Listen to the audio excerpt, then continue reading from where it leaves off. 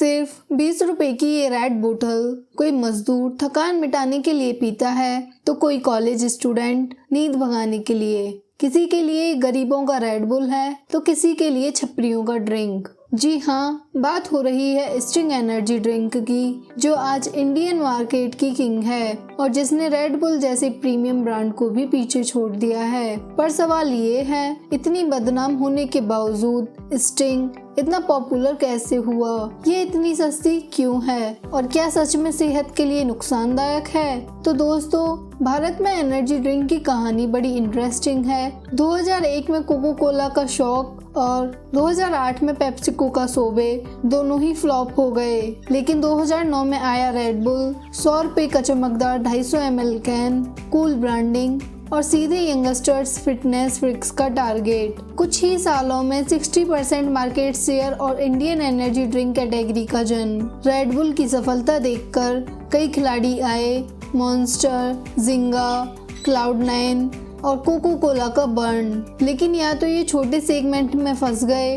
या चुपचाप मार्केट से गायब हो गए। 2015 तक एक ही किंग था, रेड बुल, प्रीमियम स्टेटस और कूल इमेज के साथ। दोस्तों, जब रेड बुल का साम्राज्य बढ़ रहा था, पेप्सिको की हालत खस्ता थी। 2008 में सोबे की नाकामी ने उसका कॉन्फिडेंस ला दिया था। 2013 से 2016 के बीच ट्रॉपिकाना और बाकी ब्रांड्स का मार्केट शेयर गिरा और इंडिया में पेप्सिको को लगातार घाटा होने लगा। उसे चाहिए था एक ऐसा मास्टर स्ट्रोक जो नुकसान भी पूरा करे और ब्रांड को नई पहचान भी दिलाए। तभी दिसंबर 2016 में FSSAI ने एनर्जी ड्रिंक मार्केट में भूचाल ला दिया। अब किसी भी ड्रिंक में कैफीन 300 मिलीग्राम पर लीटर से ज्यादा नहीं हो सकता और 1 जुलाई 2017 से हर बोतल पर साफ चेतावनी लिखना जरूरी हो गया। 500 ml से ज्यादा पीना सेहत के लिए हानिकारक है। इन सख्त नियमों से कई ड्रिंक्स बैन हो गए और मार्केट में एक खाली जगह बन गई, जिसे भरने वाला खिलाड़ी पूरी इंडस्ट्री का खेल बदलने वाला था।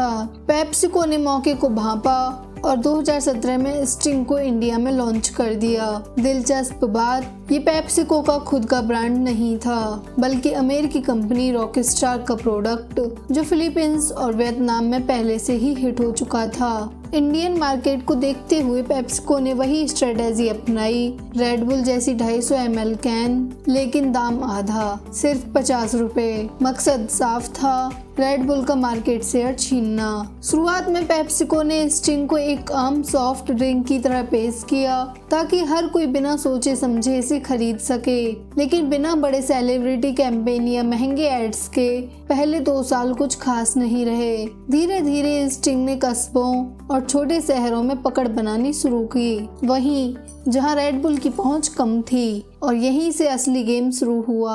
2020 में पेप्सिको ने ऐसा दांव चला जिसने पूरी इंडस्ट्री हिला दी। 250 ml की पेट बोतल, कीमत सिर्फ 20 रुपए, यानी प्रीमियम एनर्जी ड्रिंक अब आम सॉफ्ट ड्रिंक के बराबर खड़ी थी। गली के पान वाले से लेकर गांव के जनरल स्टोर तक हर जगह स्टिंग पहुंच गया। जहां रेड बुल 100 रुपए में था, वहीं स्टिंग सिर्फ 20 रुपए में, और यही फर्क बना गेम चेंजर। कुछ ही महीनों में जो ड्रिंक पहले सिर्फ कैफे और क्लब में दिखती थी, वो अब स्टूडेंट्स, मजदूरों और ऑटो ड्राइवर्स की पहली पसंद बन गई। पेप्सिको की स्ट्रॉन्ग सप्लाई चेन और एग्रेसिव प्राइसिंग का असर 2021 में 2.3 करोड़ बॉटल्स, 2022 में 6.5 करोड़ और 2023 में 11 करोड़ बॉटल्स की रिकॉर्ड सेल। सिर्फ 4 साल में 2018 का 75% मार्केट शेयर वाला रेड बुल गिरकर 7% पर और स्टिंग अकेला 90% का किंग बन बैठा।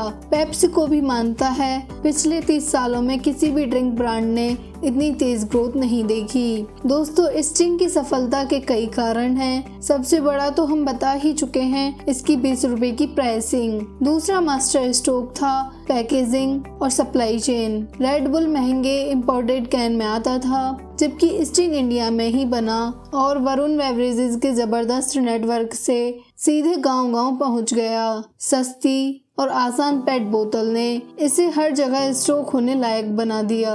2022 तक 20 लाख से ज्यादा दुकानों पर स्टिंग मिलने लगा। मार्केटिंग में भी गेम अलग था, न कोई महंगा सेलिब्रिटी, न ग्लोबल शो ऑफ, बस लाल चमकदार बोतल, मीठा कैंडी जैसा टेस्ट और देसी टैगलाइन, एनर्जी बोले तो स्टिंग। नतीजा 2019 से 2021 के बीच बिना किसी बड़े प्रमोशन के सोशल मीडिया पर स्टिंग खुद ब खुद वायरल हो गया। पेप्सिको ने स्टिंग की पहुंच बढ़ाने के लिए बड़ा दांव खेला। बॉलीवुड स्टार अक्षय कुमार को ब्रांड एम्बेसडर बना दिया। अब स्टिंग सिर्फ दुकानों तक नहीं बल्कि टीवी, थिएटर और पीवीआर सिनेमास की स्क्रीन तक छा गया।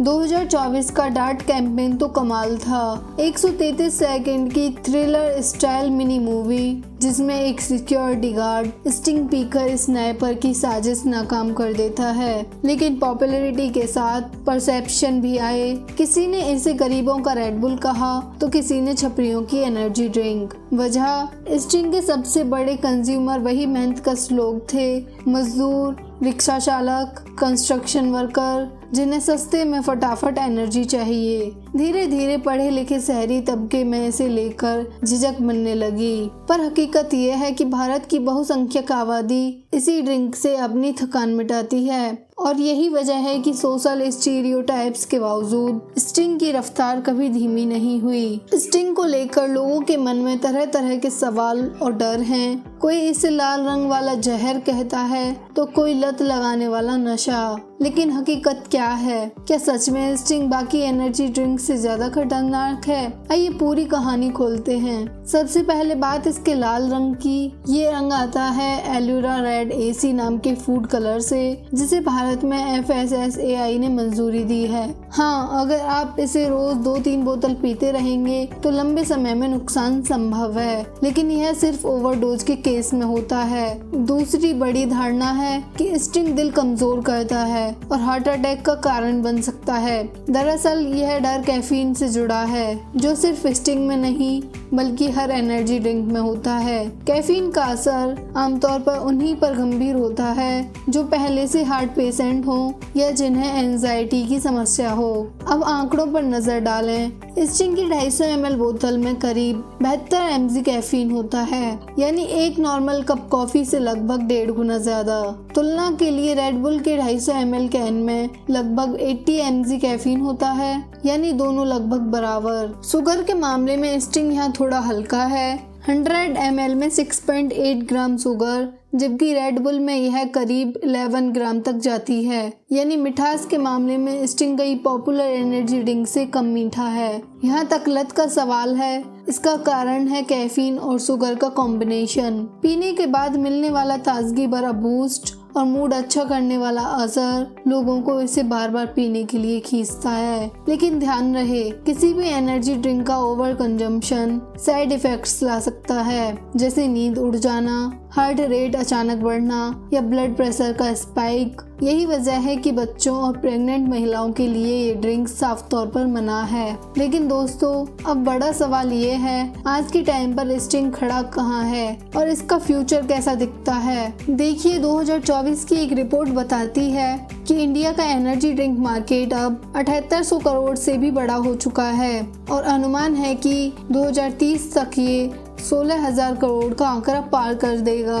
और क्योंकि स्टिंग पहले से ही इस मार्केट का किंग है, आने वाले सालों में इसकी ग्रोथ 1.5 से 2 गुना तक पहुंचना कोई बड़ी बात नहीं होगी। एक समय था जब रेड बुल भारत में एनर्जी ड्रिंक का दूसरा नाम था, लेकिन अब मार्केट शेयर और सेल्स की रेस में वो स्टिंग से काफी पीछे छूट चुका है। पेप्सिको की इस धमाकेदार सक्सेस को देखकर कोको कोला भी पीछे नहीं रहा। 2022 में उसने थम्स अप चार्ज के नाम से 20 रुपए में एनर्जी ड्रिंक लॉन्च किया ताकि मास मार्केट को पकड़ सके। लेकिन सच कहें तो सेल्स में अभी भी वो स्टिंग की बराबरी से बहुत दूर है। और मजेदार बात यह है कि पेप्सिको एक प्रोडक्ट लॉन्च करके रुका नहीं, बल्कि लगातार नए फ्लेवर्स के साथ गेम खेल रहा है। आज स्टिंग रेड के अलावा मार्केट में ब्लू करंट, और गोल्ड नाइट फ्यूल जैसे फ्लेवर्स में भी धूम मचा रहे हैं। आखिर में एक बात साफ है, स्टिंग ने साबित कर दिया कि अगर स्ट्रेटजी दमदार हो तो इंडिया जैसी प्राइस सेंसिटिव मार्केट में भी